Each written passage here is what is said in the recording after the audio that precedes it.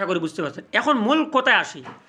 আজকে হলো প্রথম যারা শবে বরাত পালন করছিলেন 13ই ফেব্রুয়ারি বৃহস্পতিবার দিবাগত রাত্রি 13ই ফেব্রুয়ারি যারা শবে বরাত মনে করে পালন করছিলেন উনাদের জন্য আজ শুক্রবার 28 ফেব্রুয়ারি দিবাগত রাত্রিতে ইয়াউমের শক্কর দিন সব প্রত্যেকের জন্য ওয়াজিবে কিফায়া, যেটা আপনার চাঁদ দেখার বিষয়টা।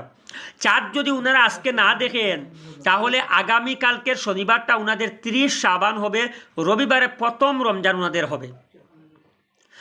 যদি এমন হয়ে যায় তাহলে তো ঠিক আছে, তো বলবেন হুজুর আপনারা 14ই ফেব্রুয়ারি শবে বরাত পালন করলেন, আপনাদেরটা কি সহি ছিল? হ্যাঁ সহি ছিল আমাদেরটা, আলহামদুলিল্লাহ। কারণ 14ই ফেব্রুয়ারি দিবাগত রাত্রি শবে বরাত যদি আমরা পালন করি তাহলে আমাদের জন্য হবে শাবানের 29 মাস। আর ওনারা 13 তারিখ করে যদি শনিবার দিন পর্যন্ত রোজা না হয় আর শনিবারের রমজানের চাঁদ দেখা যায়, রবিবার প্রথম রমজান হয়, তাহলে আমাদের জন্য হবে 14ই ফেব্রুয়ারি যারা আমরা পালন করছিলাম আমাদের জন্য হবে কি 29 মাস। তখন আপনারা আমাদেরকে প্রশ্ন করতে পারবেন না যে আপনারা শবে বরাত হয়নি, আমাদের 30 শাবান হয়েছে। আমরা দাবি করব 29 শাবানের মাস ছিল ওইটা, আপনারা দাবি করবেন ওইটা আগের দিন পালন করছেন 30 মাস। তো দুইটাই সহি, যাও আলহামদুলিল্লাহ। কিন্তু শুনেন একটা কথা, যদি শনিবার আগামীকাল আমাদের তো 29 শাবান হয়ে গেল তো আলহামদুলিল্লাহ, রবিবার প্রথম রমজান। আমি তো বললাম আমরা দাবি করবো 29 শাবান ছিল, আর আপনারা বলবেন না আমরা 30 শাবান পুরো করে আমরা প্রথম রমজান রবিবার ধরছি। দুইটাই ঠিক তো বললাম, কিন্তু শুনেন, যদি শনিবার আগামী দিন রাত্রিতে যদি চাঁদ দেখা না যায় তাহলে ওইটা 29 শাবান না, আমাদের জন্য রবিবার দিন পর্যন্ত আমরা শাবান হিসাবে গণনা করব, শাবান মাস।